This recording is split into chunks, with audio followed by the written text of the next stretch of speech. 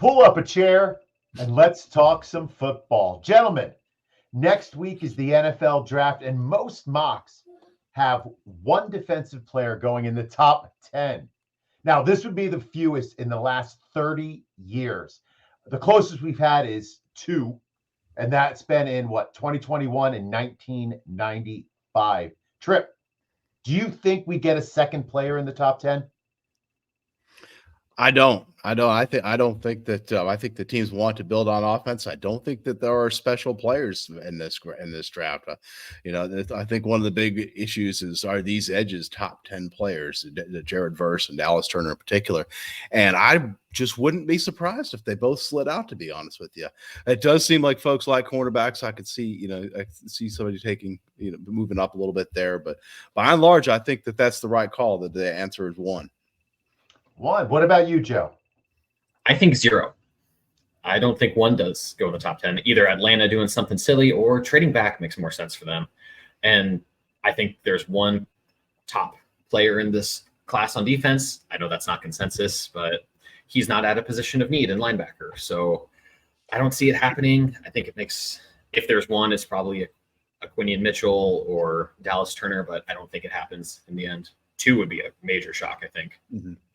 Jameson, buck the trend. I think there's potential for 2.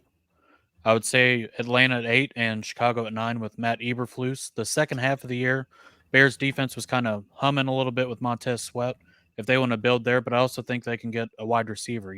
Keenan Allen's older.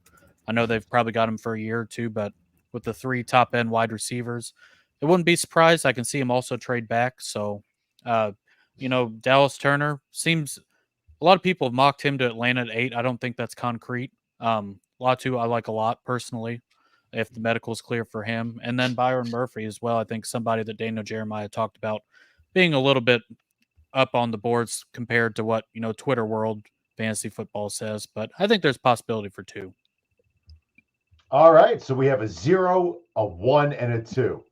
I will say I do agree that if there is one, I do think it's going to be Murphy, not Turner. Interesting. Well, gentlemen, you may have noticed that tonight we welcome back our returning champion, Tripp Brebner. Now, besides being a writer and ranker for Football Guys, congratulations, fantastic. Tripp has always been my go-to for all defensive back information.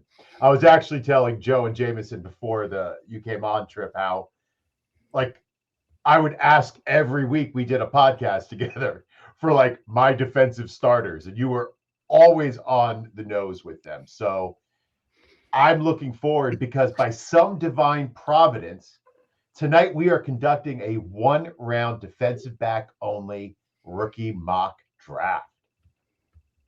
What perfect timing, Tripp. How are you doing, buddy? Doing well, man. I appreciate it. It's good to see you again, JJ. I'm glad to be back. It's you're very kind to call me the defending champion here. I thought for sure you had one of these other 2 gentlemen queued up for that one. So listen, I keep that one in my back pocket for you. You are always the returning champion, man. Always. All right, Ed. If you want to be a champion, you want to get a jump on your competition for drafts. Our comprehensive 2024 IDP Plus rookie guide is here. Get your copy for a limited time for only $9.99. Receive updates every Friday as the NFL draft draws near, and it is near. And check out the link in the show description and download your copy today. Gentlemen, as always, we let our guest pick first. Tripp, where are you going for the first overall defensive back in this rookie class? Well, I'll tell you, I might do something which is a little bit like Joseph said a second ago. I might surprise people with my first overall pick of IDP and DB. So I kind of like Joseph's call about Byron Murphy being the top defensive player overall. I had him as my top IDP in the Football Guys staff draft. And I think some people looked at that and think, all right, yeah, that guy's off. Let's just move on. So So I'm in sync on that call. So my first overall DB off the board is another guy that's probably a little bit of a contrarian take, and that it's Jaden Hicks, the defensive back from Washington State. He's a 6'2", 200-pound redshirt sophomore coming into the draft here. He has good athleticism, is like about a 9 in the relative athletic score scale that Kent Lee Platt has at MathBomb on Twitter. And the guy checked out in the 40-yard dash time with like a 4.540 at his size. That's good speed. A good instinctive playmaker. It shows a room for a lot of growth too as a young player. And he's that size that you want. There's some of these safeties that are coming out you expect to be split safeties. They're just really not big enough to make an impact in the box. And now landing spot is going to be very important, as we all know, for safeties. But prior to knowing those landing spots, I'm going to take a guy that I think can go in the third round. So it is going to be a bit of a reach in the sense that you're going to have to look past other defensive backs that are drafted ahead of him in order to grab him. But I think he'll be a good value assuming he does get into that third NFL real world third round landscape, then he could slide into a very productive spot and be an impact player with the size and athleticism that he has and the room for growth as a young player. I love that pick. Joseph, you reacted a little surprisingly to that.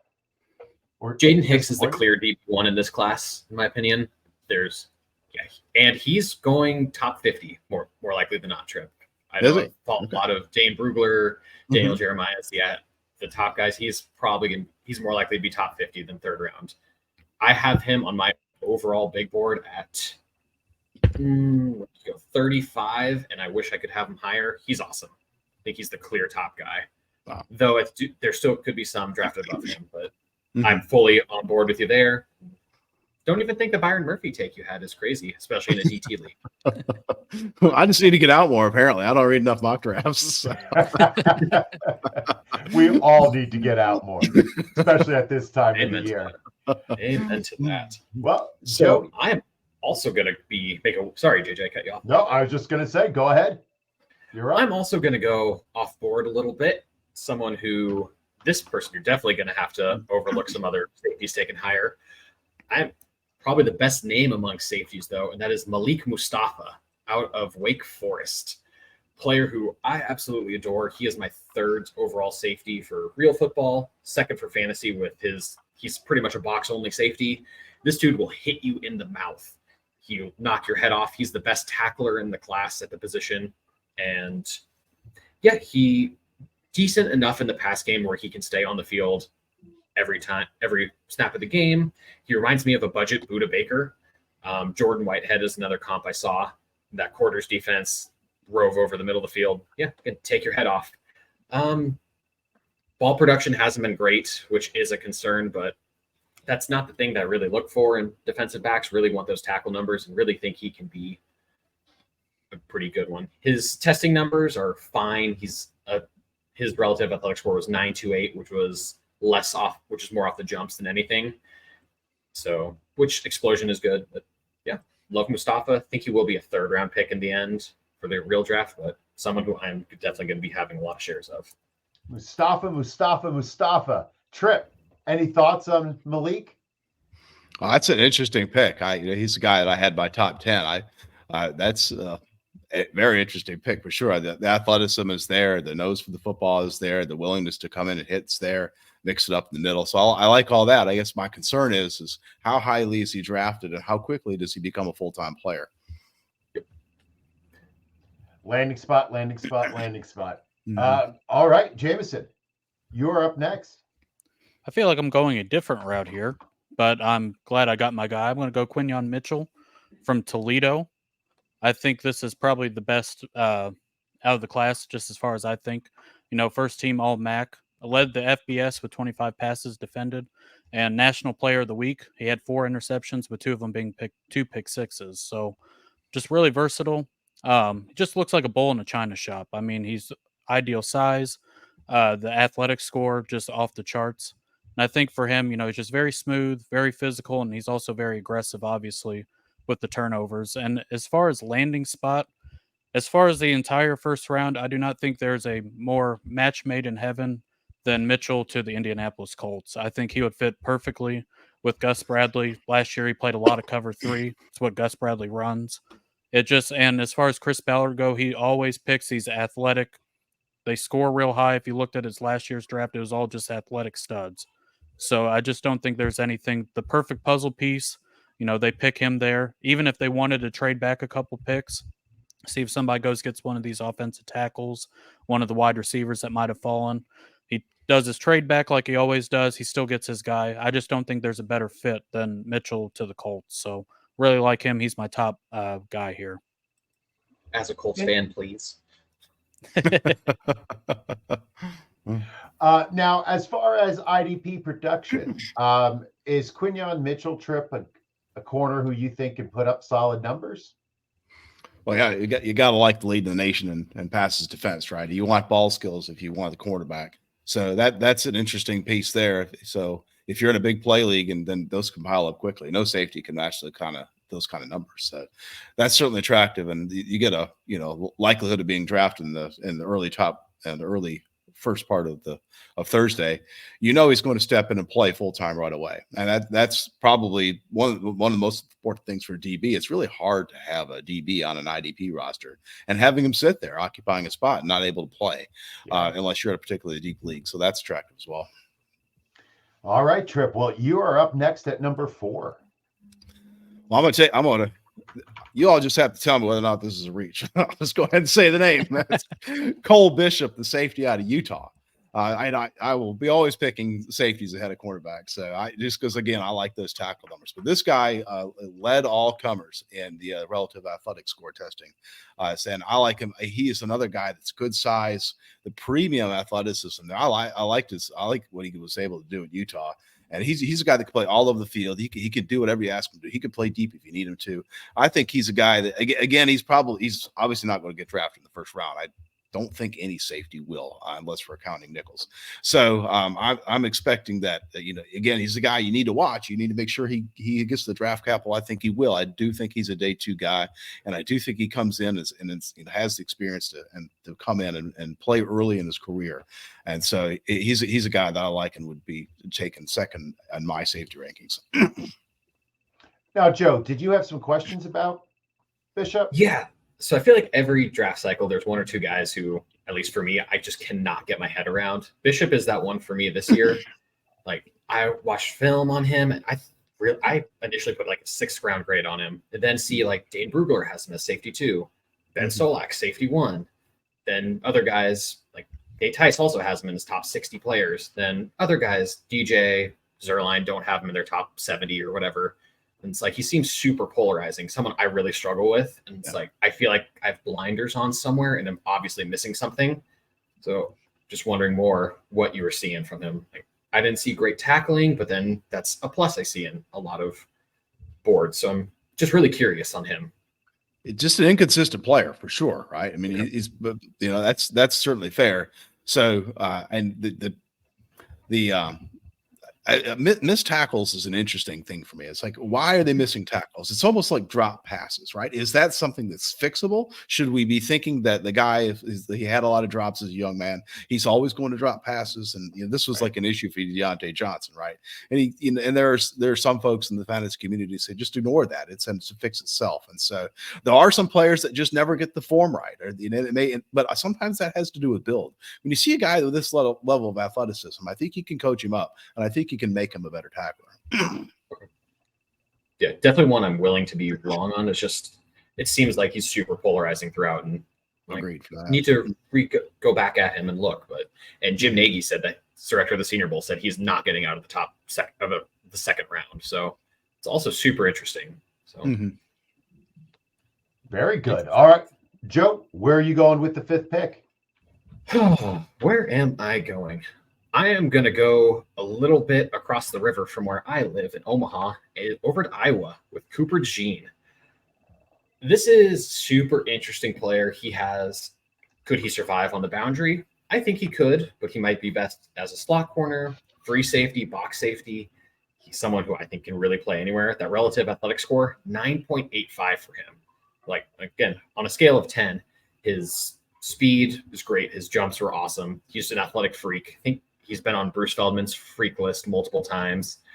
Ball production is pretty good. 20 pass breakups, 7 picks with 3 touchdowns in the 2 years. And he's also an elite return man. He's probably the best returner in the punt returner in the class. And maybe now with the new kickoff rules could add some juice there. Really good tackler.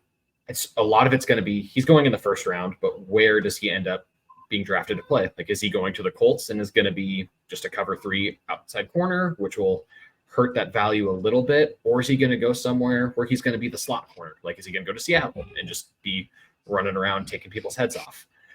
It's a risky pick, but I think he reminds me a lot of Tyrann Mathieu, just a lot bigger, a little less dynamic, which, I mean, who isn't less dynamic than Prime Honey Badger? But risky pick here, but I think upside. I don't know how many guys have more upside for the NFL or for IDP. I was going to say, just real quick, I listened to Greg Cosell, I think it was yesterday, and he said he thought he saw DeJean more as a safety just because of how much of a ball hawk he ends up being. He ends up kind of, I don't want to compare him profile-wise to Dax Hill in Cincinnati, but they've drafted him, and they've kind of had a tough time trying to figure out the actual piece that he is in the defense. He played him at slot corner. They've tried to play him at safety, and they've kind of mixed around. I think, landing spot is always huge, but especially for a guy like this, because it's not a specified role. You can do a little bit of everything, but at the NFL, most of the time you're doing, one thing and you're getting stuck there. So I think it's going to take somebody who wants to try to find a place for him and, make it happen, because the athletic stuff's off the charts with them. Tripp, where do you think he ends up playing? I think he's a nickel in a 2-high system. And I think that was what makes him interesting from IDP. Does he get a cornerback designation if you're playing 5-position IDP? That's a possibility, and which makes him pretty interesting. I think that y'all's point about the one position is an interesting one, right? So if a team, he could, to use an extreme example, be like Isaiah Simmons, and they're not sure what to do with him. They say he's got to start at this one position, and therefore he's got to learn that position to get on the field. I'm not saying that's what's going to happen, but that's kind of a worst case scenario. And so you get a different team that has a plan for him. Like I never felt like the Cardinals had a plan for Simmons when they took him. They just seemed to take him because he was there and he was a highly rated player. And I think of a team with a plan targets this guy and gets him on the field, they may be able to put him into a role that really makes a lot of sense. So the position flexibility is so interesting is where we are in the NFL with so many teams playing too high. I think to a guy like Minkah Fitzpatrick, who goes into the Dolphins half a dozen years ago and can't seem to find his comfort zone. He goes to the Steelers and more of a 1-high system, and he's real comfortable and is playing really well. And you could see this Cooper DeJean playing in a similar type of a problem if he doesn't land in the right spot. But I like the fact that, I agree. He's certainly I think he's a top 20 NFL pick. And as such, I think he is a high opportunity to play a lot of snaps early.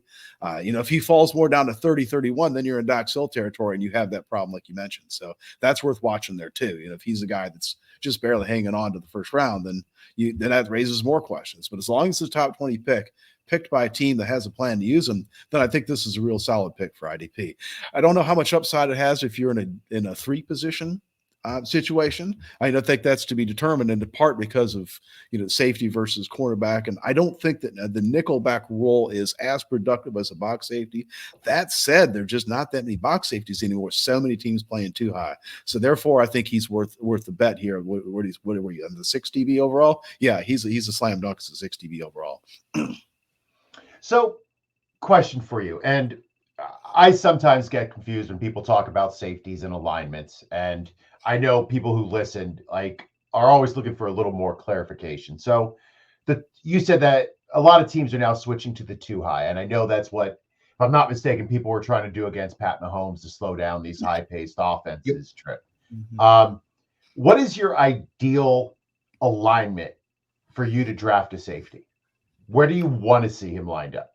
Yeah, I want to see him draft into a 1-high system, similar to what Gus Bradley does. And you saw Julian Blackmon, who was never a special player, comes in as highly productive for the time that he was healthy last year.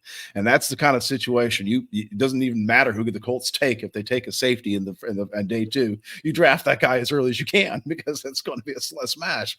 And so and the other thing that's important too is there are still some teams that are playing some 1-high, but they will use their safeties interchangeably, which tends to dampen their value again. So there's not that many teams that are playing a dedicated deep safety, and therefore leaving a lot of closer to line of scrimmage snaps for that other safety. There may be a half a dozen I could think of that are really interesting landing spots right now, and a couple of them could use a guy, so that that's good. But what's really low, the pendulum has really swung away from where it was 8 or 9 years ago when back in 2016, 2018 timeframe, you had an awful lot of teams playing cover 3, an awful lot of teams that had that dedicated single high guy, and therefore that box safety was almost easy to predict. I mean, there was James Betcher, whoever James Betcher put at safety, didn't matter who it was.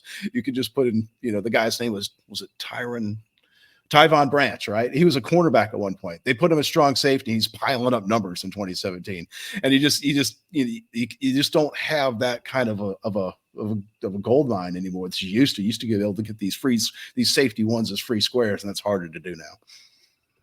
Interesting. So when you're looking at drafting in an IDP draft, you're looking just as much at the defensive coordinator as you are the player.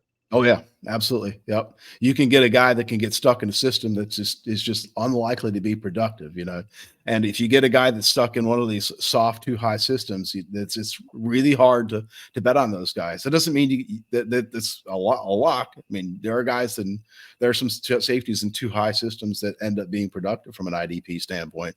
But by and large, unless the guy is a special player for some reason, it's probably not going to be on my draft board. I mean, one of the things we haven't really kind of sized up just macro level on this draft is that I really don't like it overall for fantasy. You don't have a first round guy. There's no Kyle Hamilton type of guy. The earliest true safety to come off the board, it could be well in around 2. I could be wrong about that. We talked about early on about Jaden Hicks, but it could be a while before you see a real safety drafted, and it's just, and if none of them are landing in prime spots, it's just like you just kind of got to let them slide. I think. So I think you would be unwise, for example, to leave any linebacker draft in the day 2 on the board before he took a safety. Okay, that's good strategy. That's good to know. All right, Jameson, number 6. Where are we going? Well, I'm gonna stick with my cornerbacks. It seems like that's my favorite. So Terrion Arnold from Alabama. Him and his partner in crime, Kool-Aid McKinstry, both played in the back end. Both did very well last year. Arnold, first team All SEC, All American as well.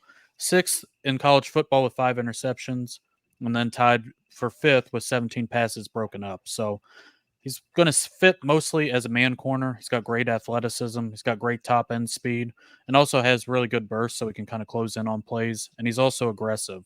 With a lot of these corners, I think I will always lean to more aggressive, where Kool-Aid McKinstry is more not as aggressive. He's just kind of plain, where, Arnold, he's going to get after it.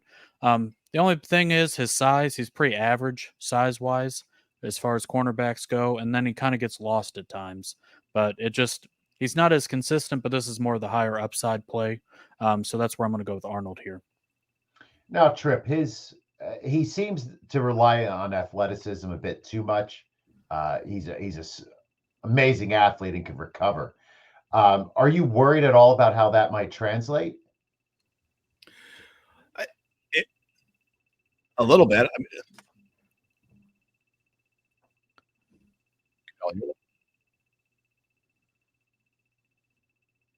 Are you there, buddy? I hear an ad. You came back there. You're hearing an ad play? Yeah. You might have another window open. I'm sorry. Yeah, it must have been another window. I apologize for that. Yeah. Either that or the robots are in your head. Yeah, that could be. I could be just going crazy here. So I apologize for that. No, Terrion Arnold.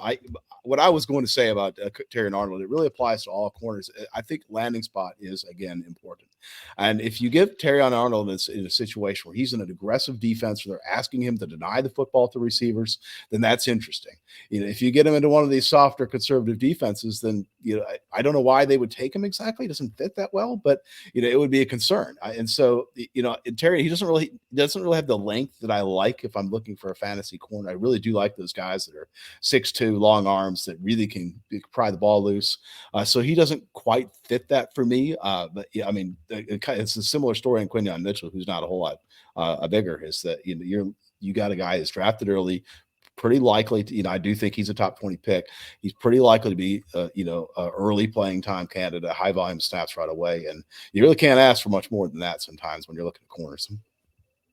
To add on to that, I do think with Quinyon, there's no chance he's in the slot. He's just an outside man guy or outside cover 3, whatever. Terrion Arnold, he did a lot of work out of the slot this year, covering up like the Malik Neighborses, or he's a really good power slot, which is super common now, like your T. Higgins, that sort of player. Just a bigger slot receiver. I think he's a really good matchup for that. And like Devon Witherspoon for the Seahawks was the 5th, 6th pick last year and played mostly in the slot and then had a lot of fantasy relevance. I think there's a really good chance that Arnold does something very similar, where in the right scheme, right landing spot, of course, that if he goes inside, I think he could be really fantasy relevant, way more so than a normal top 20 pick at corner would be.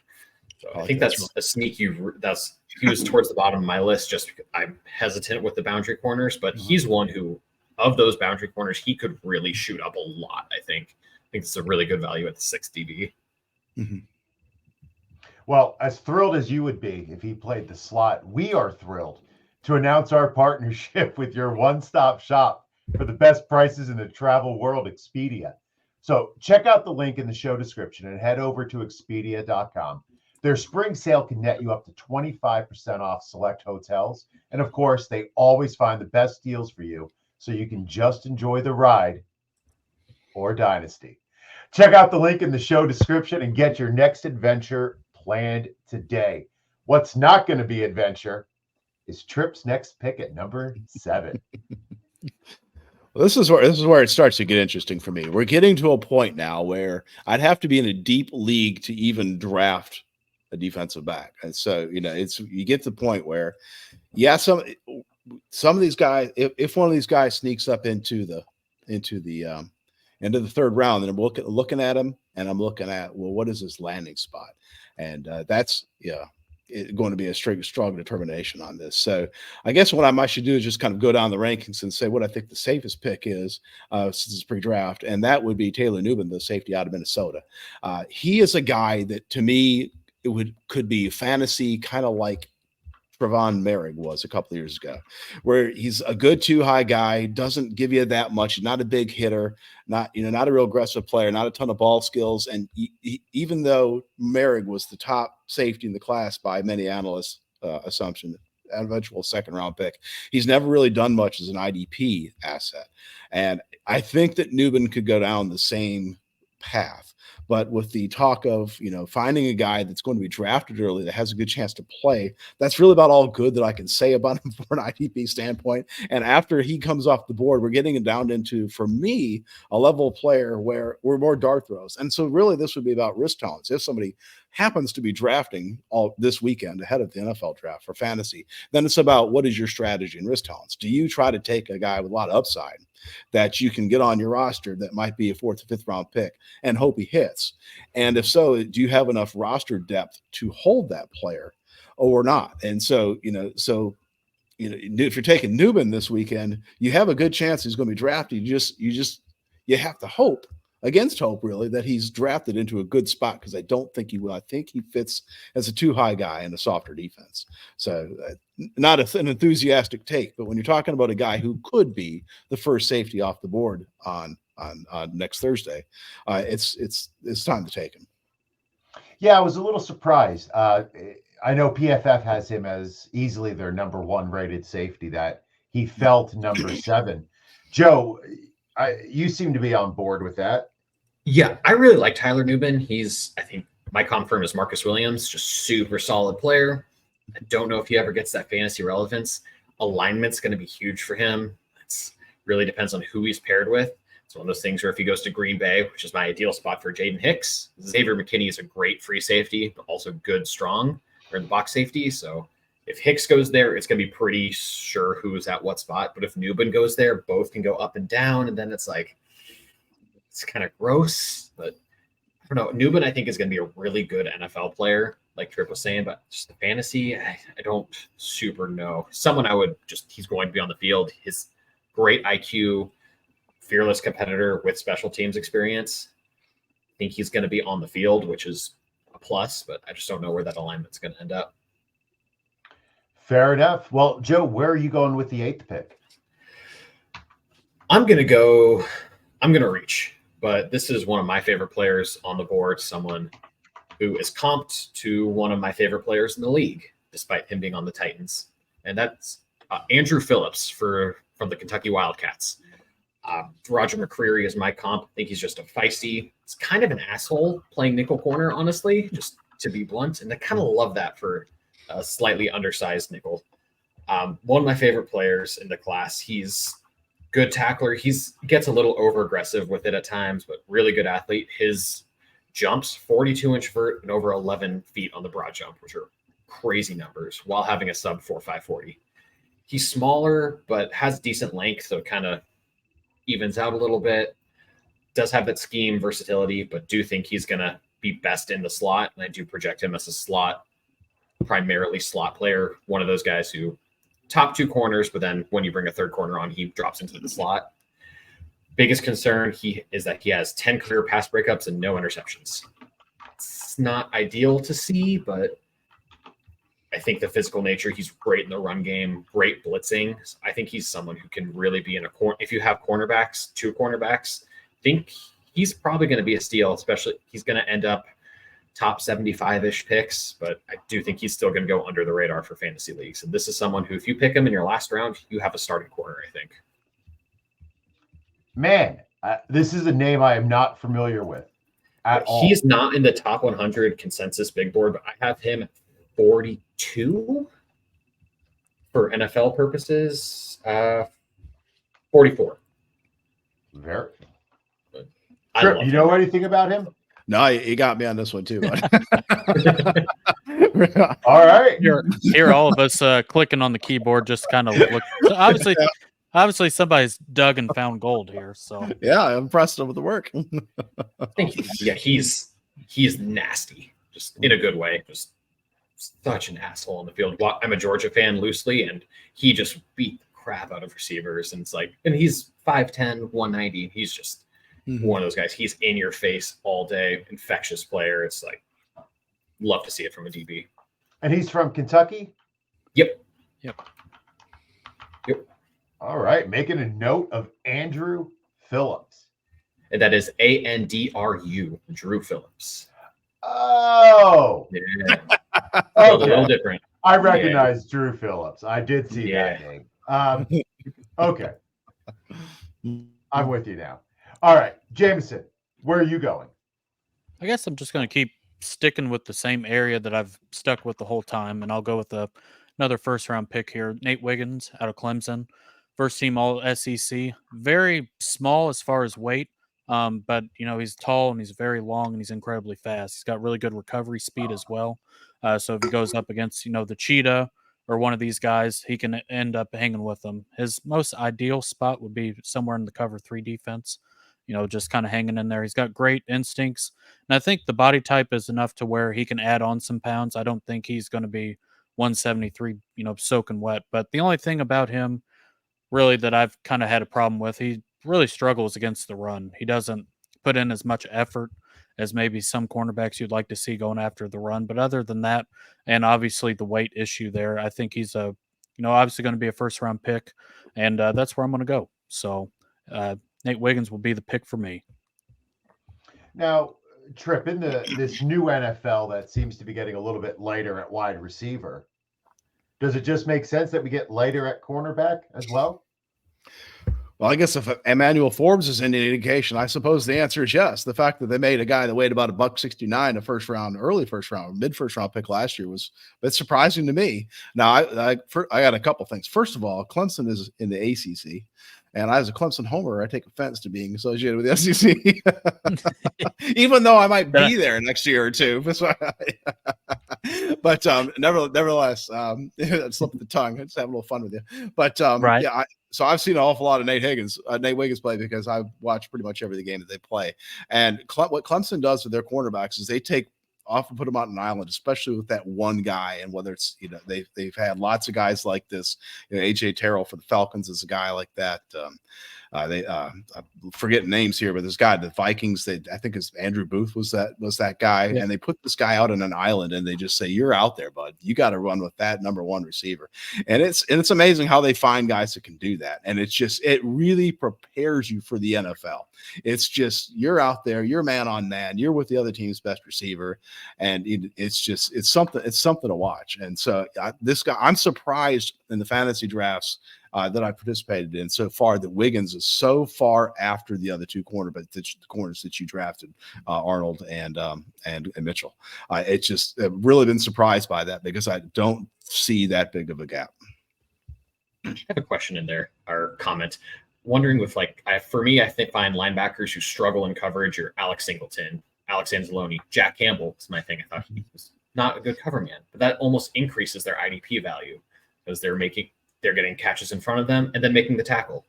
Then with corners, when they struggle in the run game, we saw this with Emmanuel Forbes, that the Eagles, the Cowboys just ran at him every single play. And Wiggins is someone who's more talented against the run and is more willing than Forbes was to make a play. If he's but still is weak against it. So are we going to see his numbers increase a little bit? And then we saw it with Tyreek Stevenson last year, also who has the similar build, also is more aggressive on the outside, so will get targeted more. He was the number one outside corner for a long time. And last year, are we going to see something like that with Nate Wiggins, where he's going to get targeted more because he is prone to more penalties and weaker in the run game, but that leads to more opportunities for fantasy points? Well, part of that question is, do you believe in the rookie corner rule, right? It's like, are rookies that often more targeted? And I think occasionally they are. And Tyreek Stevenson really is a good example because he was playing opposite Jalen Johnson, in my opinion. Mm-hmm. That's a guy that people are actively avoiding. And I don't think it's often an enormous difference, but when at corner, the margins are just so thin that it shows up. If you're Wiggins, you're out there, you make a couple INTs, all of a sudden you're on the radar as fantasy relevant guy because he might be a guy he's not going to be on an island. Probably he's not going to be a top 10 pick. So he's not going to be out there on an island like he was at Clemson. So yeah, there's an opportunity. He steps into defense and he's the opposite off of a really good corner and does see more targets for that reason. See a lot of mocks having him to Philadelphia and across from Darius Slay, Bradbury in the slot. I think that could be, then he'd probably get targeted a lot comparatively, at least. Well, I think there's needs help. I think for some of these, especially these DBs later on, a lot of them play very physical, and a lot of stuff that comes up is just, how many flags are they going to draw year one? And I think that's something you're definitely, some of these guys we're going to get, we might not get into all of them, but a lot of them play very physical, which is great. But in today's NFL where, we can't touch anymore, it's going to be a flag, that's something they get picked apart pretty easily when quarterbacks, figure that one out. And yet, as a Jets fan, they let Sauce play. And I'm not complaining at all. It's beautiful to watch, but I'm always surprised at how they let him handle receivers. Name value, baby. He can body slam them, but the other ones can't. That's how it works. Well, listen, I'm okay with that as long as they don't call it on him. Right. Tripp, where are we going next with the number 10 pick? Number 10. I'm starting to get interested now. Let's see where I want to go with this one. I kind of don't want to go boring again, so I was going to pick something else. Make it spicy. That's right. That's right. I'll pick a James Williams from the University of Miami, the guy who's a hybrid linebacker according to some draft profiles. This guy is a good athlete, was a 5-star recruit coming out of high school, considered a top 15 overall national player. Never really developed into obviously that caliber player at the University of Miami, but it has the athletic profile to do something. And what's interesting about him from a fantasy standpoint is they're talking about what is his position. And I mean, the best case scenario is he fits some kind of like a J-Ron Curse type of a role, and fits that way. So like if the Commanders were to draft him, I mean, he would be probably behind Jeremy Chin in that role to start. But it's I don't know how early he goes. I mean, I think some people think he's a 3rd-round pick, and I don't really understand how a guy that doesn't even have a position and certainly no future as a full-time, no immediate future as a full-time player can go that early. I could be wrong, but nevertheless, he has enough upside that I'm interested to see how he fits. We always, for many years, like that cheat code, a guy that plays linebacker and has a safety designation. So, color me interested. Yeah, absolutely. I was just going back through some drafts and I saw the name Mark Barron, who was one of those guys who would slide up back in the day. Good cheat code. I like that one. Joe, pick 11. Oh, my last pick. I have a few names here. A lot of ones in the similar mold of Andru Phillips.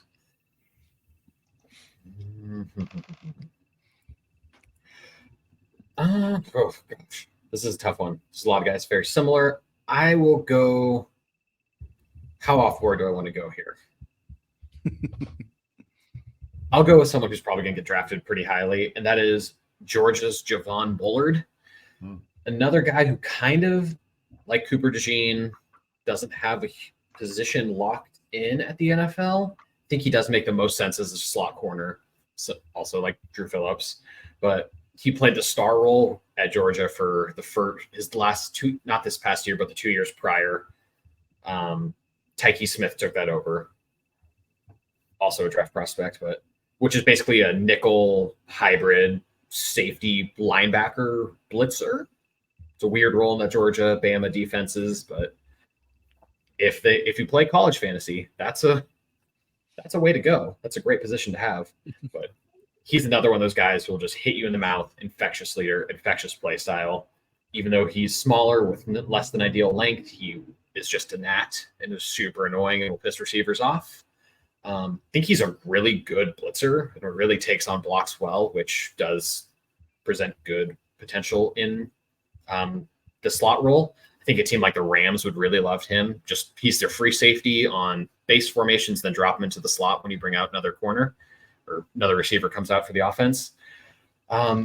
He will miss some tackles, like we talked about with Cole Bishop. It's more of he's trying to take you out and so he just kind of misses. So it's a little bit more coaching. I think that could really get taken out of him. Just super high IQ, another special teams star. So someone who I do think does get drafted in the second round as well. And Tripp, do we see him coming in as a safety or as a cornerback? No, I think he's a nickel. I think, like Joe said, he makes sense in a star role in a too high system. I think it's important that we note for folks that might be listening to this that the idea of slot, I think, still evokes a little 5'9" jitterbug type of a player who's designed to be a man coverage in against Hunter Renfrow or Wes Welker, and that really isn't how the NFL functions anymore. There's just not that much man coverage. There's not that many players that are like that. The nickel role in a lot of these systems, a too high role, actually is interesting in that they might have as much time near the line of scrimmage as either the safeties, because if either the safeties are back a lot, then the nickel is the one that has to come in and fill and run defense. So the safeties are back. The nickel doesn't have the benefit of playing quite so centered to the field, so the run has to flow to his direction for him to really participate as an IDP asset, but it does happen. And like Joe was saying, there's a blitzing opportunity there. Sometimes it's easier for the nickels to blitz off the edge. Not everybody has the skill of Jamal Adams to blitz in the box, and that's a learned skill that comes through a lot of reps. And so the nickel rule, I like Bullard. He's on my list here too. I contemplated that in my last pick as well. So I think that's an interesting pick, a guy that's going to go early enough that he's going to come in and play right away. I don't know if it'll be full time, but he at least comes in to get some snaps. You see how he's doing, and you get a read as to whether or not he's going to be useful. He's a rare true freshman. I don't know. I think he started 2 games as a true freshman at Georgia, but played in every game, which you do not see from those SEC powers very often. Mm-hmm.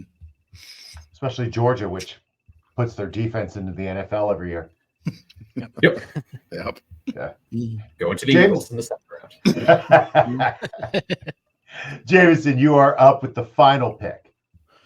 I'll get a little goofy here. So I'll go to the Big Ten. I'm not going to screw that one up with the slip up with the SEC and the ACC. That's my fault. I'm glad you caught that because that's terrible. But it's all good, bud.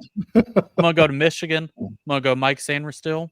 Third in the FBS last year, 6 interceptions with 2 returned for touchdowns. I think he fits nicely as a nickel corner in the NFL. He's a former receiver, so catching the ball, interceptions, turnovers, that sort of thing. He's got good hands for it. Good ball skills. He's also really good against the run. The only thing about him is just he lacks experience, just because he's converting over from receiver to the probably the nickel slot in the NFL.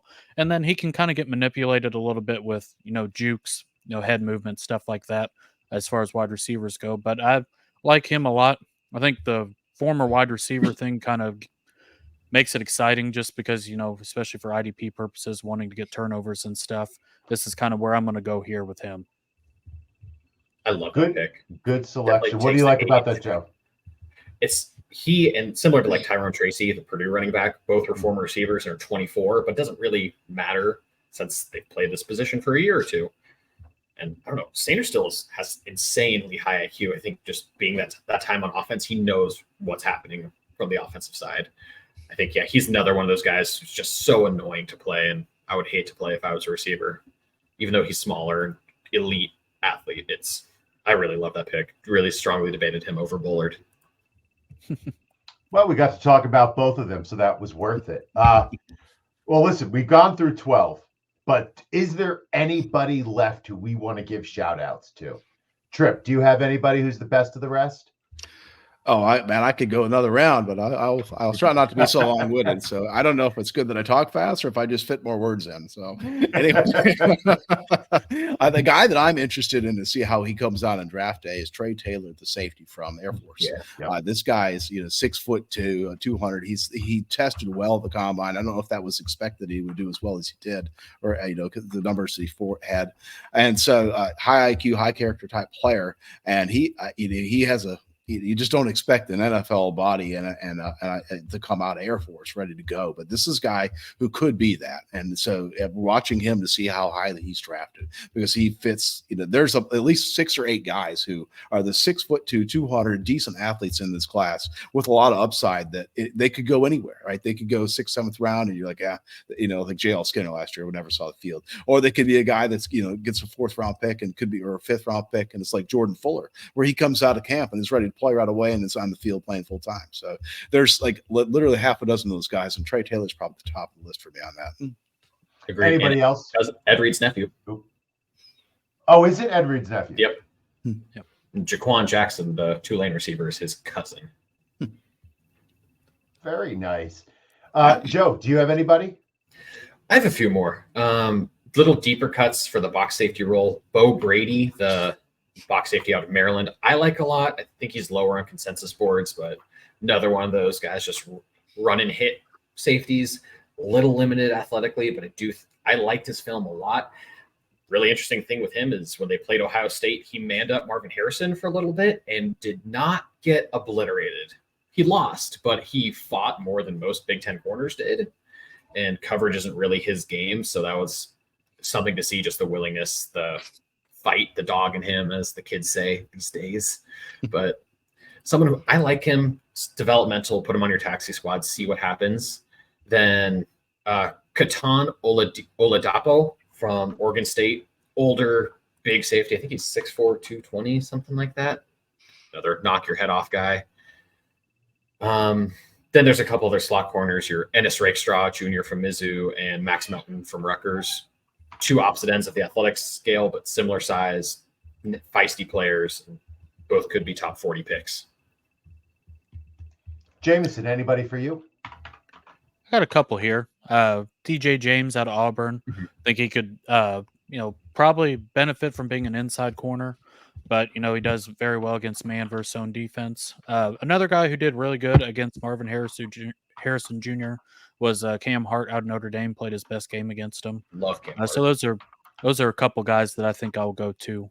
There's a lot of them we didn't get it into. Max Melton, I know, was talked about. Kalen King out of Penn State, another one of those special athletes that somehow don't have the production to go with it. But we talk about that every week here on the pod about the Penn State guys. But just a couple of those guys. Tripp, any last names?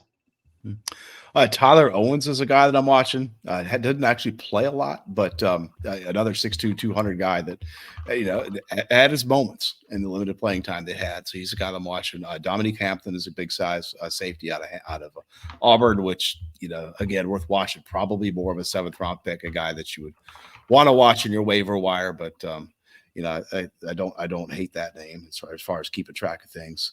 And I like the Olidapo call. That guy's a guy who played rugby for several years and then is switching over to football late. And you all mentioned about position switch. Well, here's a sports switch.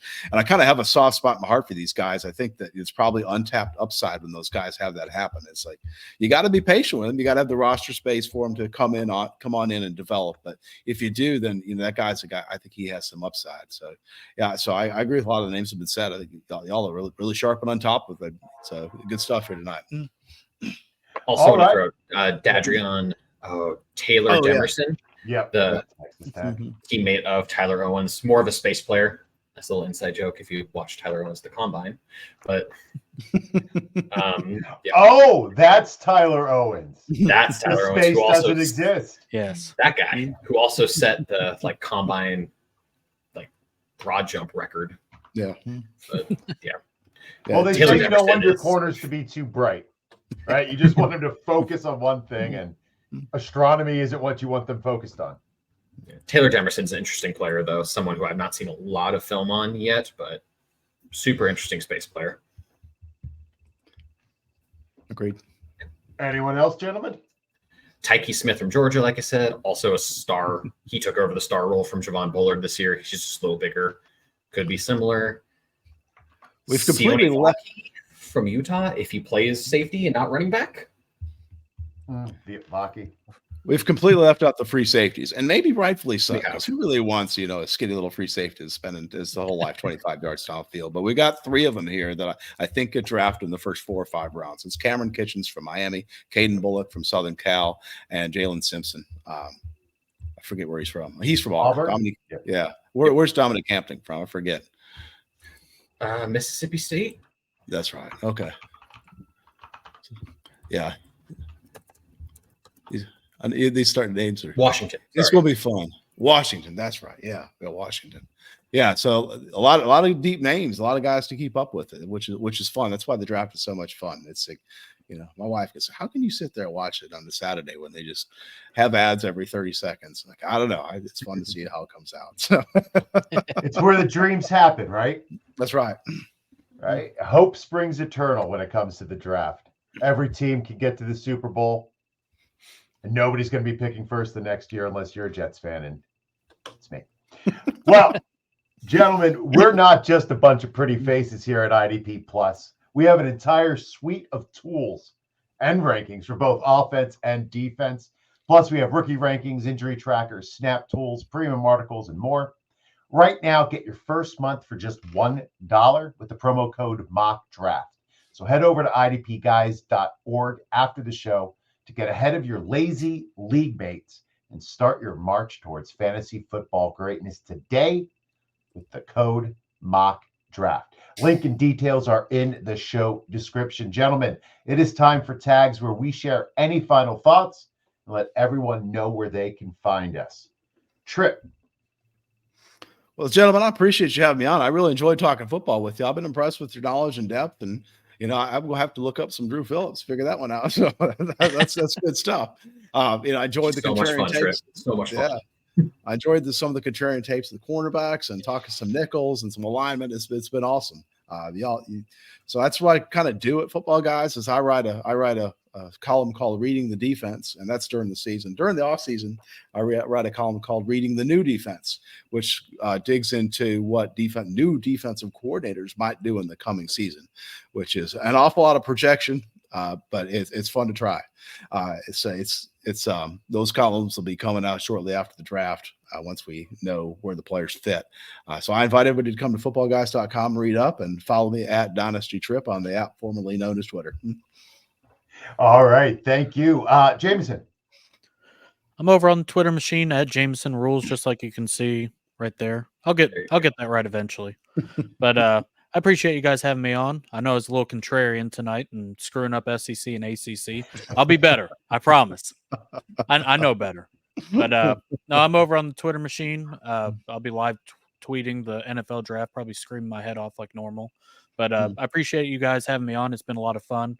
Love learning all this new stuff. And Tripp, it's been great meeting you. You've been awesome. And it's been a blast being on here. All right. Joseph. You can find me on Twitter at Jolo63. Almost. There we go. I probably won't ever get it. But you can find me there writing about fantasy. I will have division preview coming out. I think I'm going to do a 2-round mock draft that will release soon. It'll be better for you this time, JJ, than last Thank time. you. No, you weren't a fan. You're welcome. Yeah, you can also find me on the IDP Plus Mailbag Show Tuesdays at 2 Eastern with my good friend Justin Fry, who you can find at JFryDP on the Twitter machine. Yeah, we have a promo going through IDP Plus. You can find that on idpguys.org or on their pinned tweets on X. If you submit a question to the mailbag through the link on the website, you are entered for a chance to win a signed Nico Collins or Antoine Winfield Jr. jersey. I think the winner of that will be announced on the 30th. So a week and a half from now. And yeah, thank you, JJ, for hosting. Jameson for joining in, and Tripp, great to have you on. Well, I'm at JJ Wenner on Twitter. Thank you, Tripp. Tripp and I did a podcast with Gary Van Dyke for about a year. It was some of the best times I had. I love talking to Tripp. He teaches me something new every time. So head over to Football Guys. Make sure you're following his writing. One of the brightest minds when it comes to IDP and just fantasy and how to play fantasy in general. Thank you, Joe and Jameson, for all of your hard work on this episode. You make my job so easy, so thank you. Thank you to Gary and Foxworth for helping produce the pod and doing all the graphics. And lastly, from all of us to all of you, be safe, be well, and as always, boat drinks, my friends, boat drinks.